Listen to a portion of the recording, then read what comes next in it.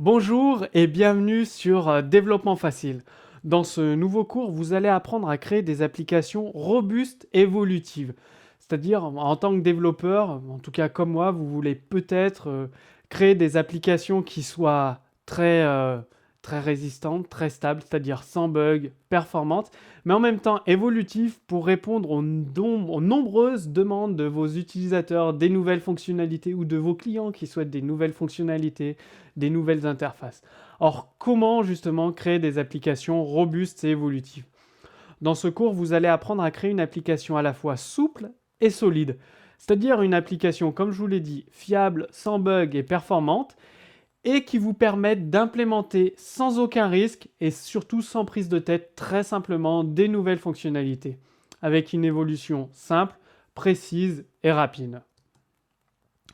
Donc, je vais vous enseigner des stratégies essentielles que vous pouvez, comme d'habitude, appliquer dès maintenant dans votre programmation en fonction de votre langage de développement. Toujours, je vous le répète souvent, concevez des applications faiblement couplées, c'est-à-dire des classes indépendantes les unes des autres, qui communiquent entre elles, mais qui restent quand même indépendantes. Avec une conception d'application ouverte à l'extension, mais fermée à la modification. En d'autres mots, le code est fermé à la modification, c'est-à-dire le code de votre framework de classe évolue très rarement ou alors seulement pour à ajouter des optimisations de code que vous avez découvert. Par contre, il est ouvert à l'extension, c'est-à-dire que vous pouvez rajouter des nouveaux composants, des nouvelles classes pour l'agrémenter, lui permettre de prendre en charge de nouvelles fonctionnalités. Donc un concept très intéressant. Dans le cours dernier, je vous disais de vous méfier de l'héritage et plutôt d'effectuer de la composition. Il est préférable de toujours manipuler des instances de classe plutôt que les classes elles-mêmes. C'est-à-dire que dans une classe, il est plus simple d'instancier un objet dont vous avez besoin plutôt que d'hériter de cette classe, de cet objet-là. Donc l'ajout de nouvelles classes s'appuie sur des interfaces, le polymorphisme, c'est-à-dire sans modifier les classes existantes.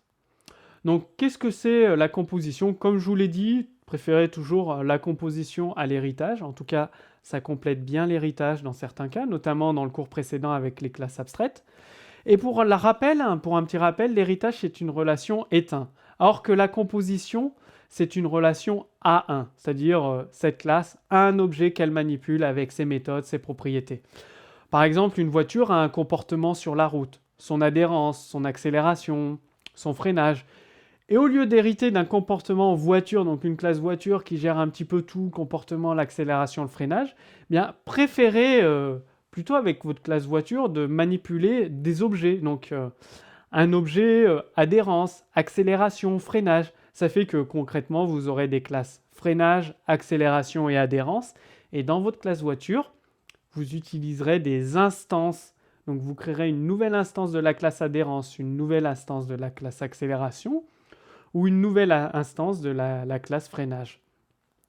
Ça va vous permettre d'être beaucoup plus souple, c'est-à-dire si vous modifiez la classe adhérence, vous saurez que tous les objets, que ce soit une voiture ou alors un autre objet, moi je ne sais pas, par exemple un vélo, qui utilise la classe adhérence, seront mis à jour automatiquement, mais sans mettre en danger vos classes.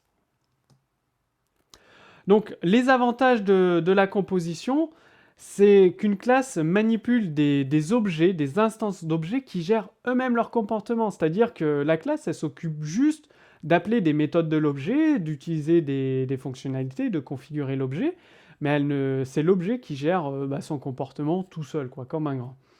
Et ça permet d'encapsuler des algorithmes dans leur propre ensemble de classes. Vous avez la possibilité de modifier le comportement au moment de l'exécution si l'objet composé implémente la bonne interface comportementale. Et il faut savoir que la composition est utilisée dans de nombreux modèles de conception. Dans les cours précédents, vous avez commencé à voir le modèle de conception Observer, décorateur qui utilise la composition. Donc dès maintenant, commencez à bien sentir, appréhender cette notion de manipulation d'instance de classe plutôt que l'héritage.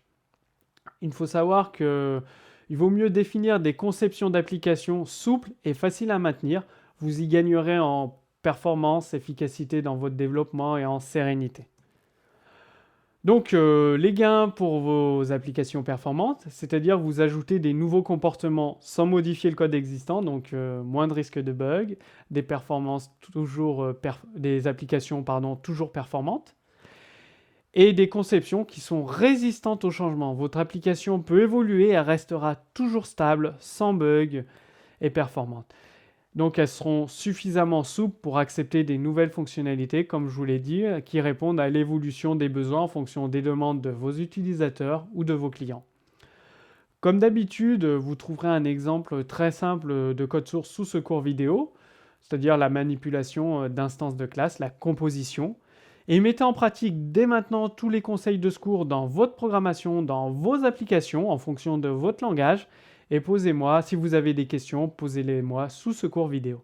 Je vous dis à très bientôt pour le prochain cours sur développement facile.